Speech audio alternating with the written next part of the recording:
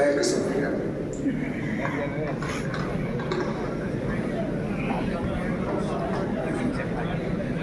السلام علیکم ورحمۃ اللہ وبرکاتہ۔ وعلیکم السلام۔ ناظم صاحب کی طرف سے حکم بھی ہو گیا، جب تو میں یہی رہا تھا کہ مختصر آپ حضرات کے سامنے گفتگو ہو، اور کم سے کم یہ ہے کہ میرے سامنے یہ عذر بھی ہے کہ ناظم صاحب کا حکم ہے۔ الحمدللہ رب العالمین والصلاة والسلام علی سید الانبیاء والمرسلین وعلی آلہ وصحبہ اجمعین، اما بعد فقد قال النبی صلی اللہ علیہ وسلم من لم یشکر الناس لم یشکر اللہ۔ اس مختصر سی گفتگو کے بعد انشاءاللہ آج کی اس اجلاس کے صدر محترم اور اس ادارے کے محترم حضرت مولانا سفیان قاسمی صاحب کا خطاب ہوگا، تو میں صرف چند باتیں حضرت والد صاحب کے دوستوں، ان کے احباب، ان کے رشتہ دار اور آپ تمام طلباء کی موجودگی میں کہنا چاہوں گا۔ یہ جو تقریب اجرا آج منعقد ہو رہی ہے، یہ میرے لیے اظہار تشکر کا بھی موقع ہے اور اظہار تأسف کا بھی۔ تشکر تو اس لیے ہے کہ والد صاحب کی آخری کتاب سیرت کے موضوع پر آج بالآخر منظر عام پر آ گئی ہے، اور تأسف اس لیے ہے کہ ظاہر ہے کہ یہ کتاب ان کی عدم موجودگی میں آئی ہے۔ یہ حقیقت ہے اور میں نے اس کا ذکر پیش لفظ میں بھی کیا ہے کہ والد صاحب کو جو بر صغیر میں ریکگنیشن یا اعتراف ملا ہے لوگوں کی طرف سے، علماء کے حلقے کی طرف سے، وہ سیرت رسول پر کام کر کے ملا ہے۔ 1974 میں انہوں نے نقوش کے سیرت نمبر کے لیے ایک مقالہ لکھا تھا۔ اس وقت وہ دارالعلوم دیوبند کے طالب علم تھے۔ سیرت کا یہ نقوش کا سیرت نمبر یہ کئی جلدوں میں ہے، غالباً 12-15 جلدوں میں یہ نمبر آتا ہے، اور سیرت کے اوپر عظیم الشان انسائکلوپیڈیا ہے۔ لیکن ذرا تصور کیجئے کہ ایک طالب علم کہ جو ابھی دارالعلوم دیوبند سے اس نے اپنی تعلیم مکمل نہیں کی، اس کا مضمون دارالعلوم دیوبند کے محتمم حضرت مولانا قاری طیب صاحب رحمۃ اللہ علیہ کے مضمون کے مان بعد پہلی جلد میں شائع ہو، اور اس جلد کا پہلا مضمون مفکر اسلام حضرت مولانا سید ابو الحسن علی ندوی رحمۃ اللہ علیہ کا ہو، تو گویا کہ اس انسائکلوپیڈیا کا تیسرا مضمون والد گرامی قدر حضرت مولانا ندیم الواجدی رحمہ اللہ کا تھا، اور یہ ان کا مضمون دور طالب علمی کا تھا۔ اور یہ بھی عجیب اتفاق ہے کہ وہ پورا کا پورا مضمون سیرت الرسول نامی کتاب کے مقدمے کا ایک حصہ ہے۔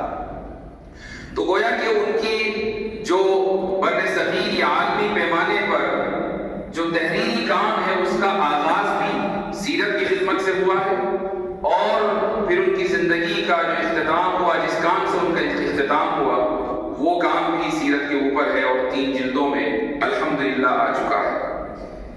2014 کی بات ہے، ان کی ایک کتاب منظر عام پر آنے والی تھی، اور اسی وقت میری یہ کتاب بھی آئی، تاریخ تجدید دین۔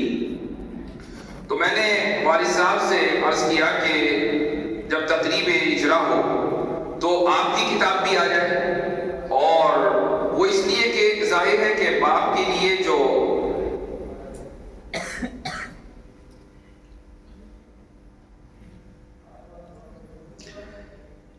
باپ کے دل میں اولاد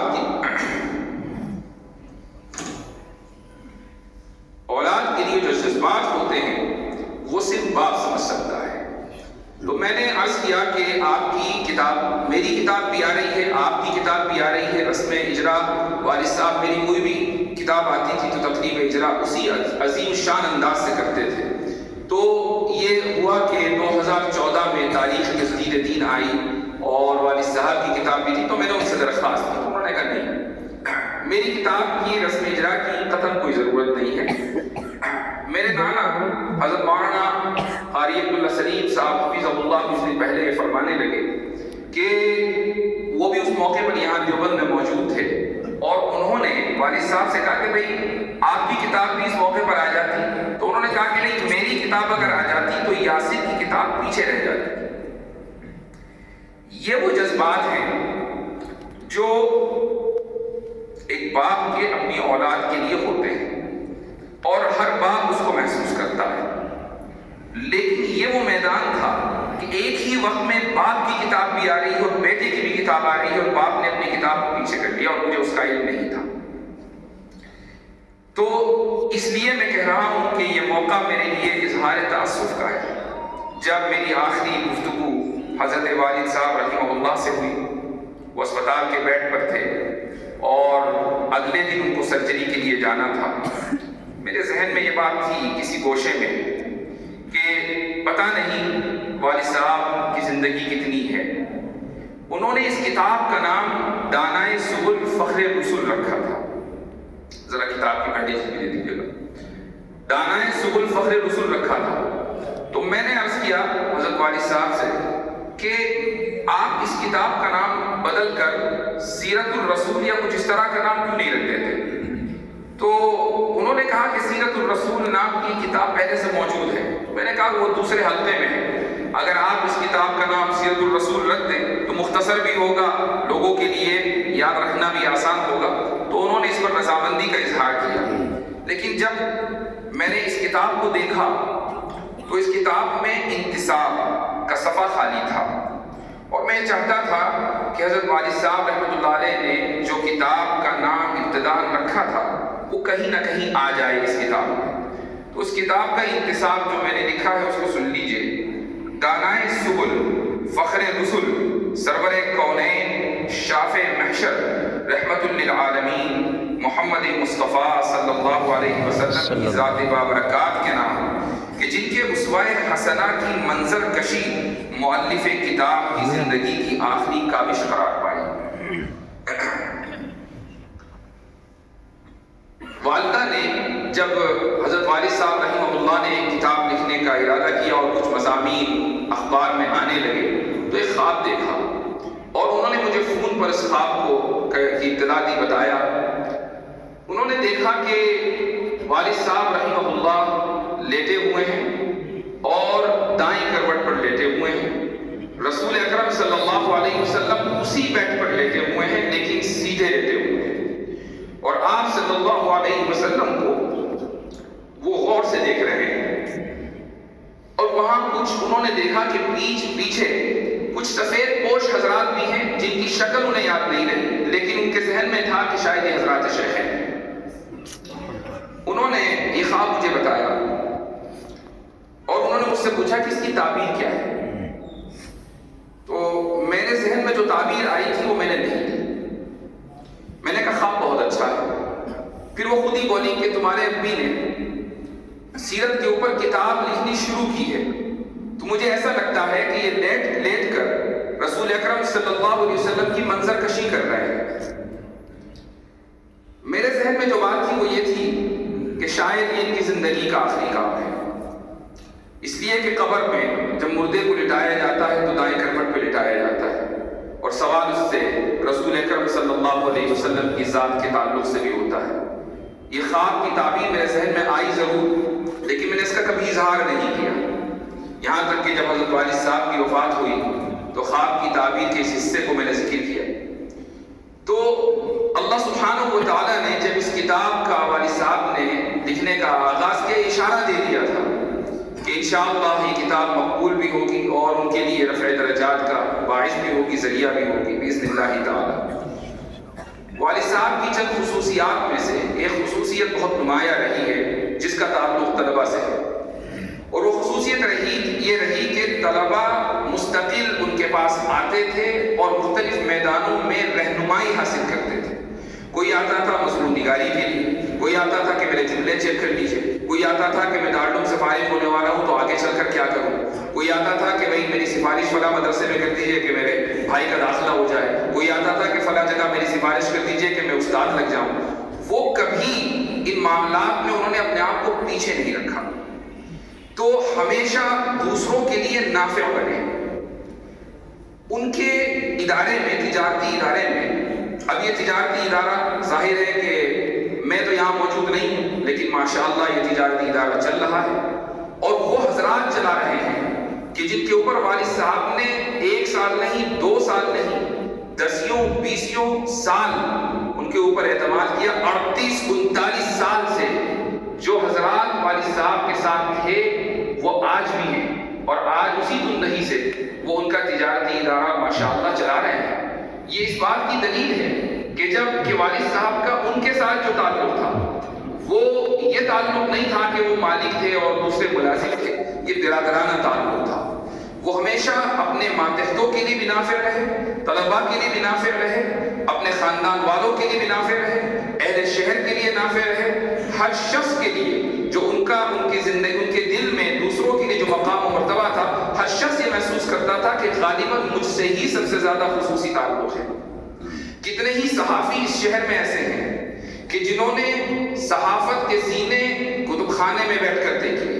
وہ آتے تھے والد صاحب کے پاس کہ ایک خبر لکھنی ہے، فلاں واقعہ ہو گیا ہے، ہم فلاں اخبار میں ہیں اور وہاں سے مطالبہ ہے کہ خبر جلدی لکھ کر بھیجو۔ والد صاحب نے خبر لکھی، ان کو دے دی اور وہ خبر شائع ہو گئی۔ یہ روزانہ کا معمول تھا۔